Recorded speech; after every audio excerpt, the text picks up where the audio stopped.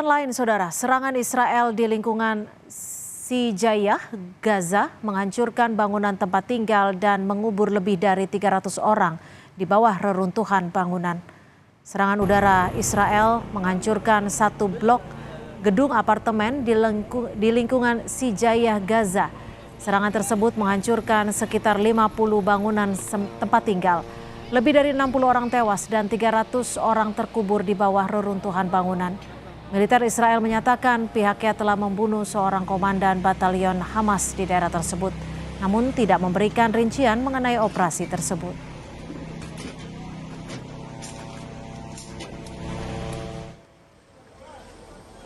Korban yang terluka dalam serangan militer Israel di Gaza Selatan dilarikan ke Rumah Sakit Baptis Al-Ahli, Kota Gaza. Kepala Rumah Sakit Dr. Fadel Narim menyatakan jumlah korban luka melonjak setelah berakhirnya gencatan senjata selama seminggu di antara Israel dan Hamas.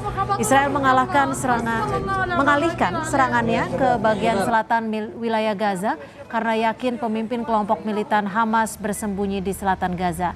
Saat ini warga Palestina di Gaza kehabisan tempat untuk dikunjungi. Jalur Gaza yang berbatasan dengan Israel dan Mesir ditutup. 2,3 juta penduduk berdesakan di wilayah selatan setelah Israel sebelumnya memerintahkan warga sipil untuk meninggalkan wilayah utara.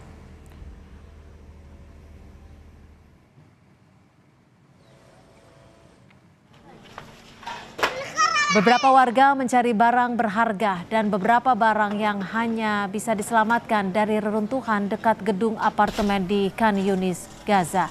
Sekelompok pria mencoba membersihkan puing-puing, mencari orang-orang yang mungkin masih terjebak di bawah reruntuhan. Serangan militan Israel ke kawasan Khan Yunis terjadi saat warga tengah tertidur dan tanpa peringatan. Pemboman besar-besaran terjadi pada malam hari hingga hari Minggu di sekitar Khan Yunis di kota Rafah di selatan Gaza.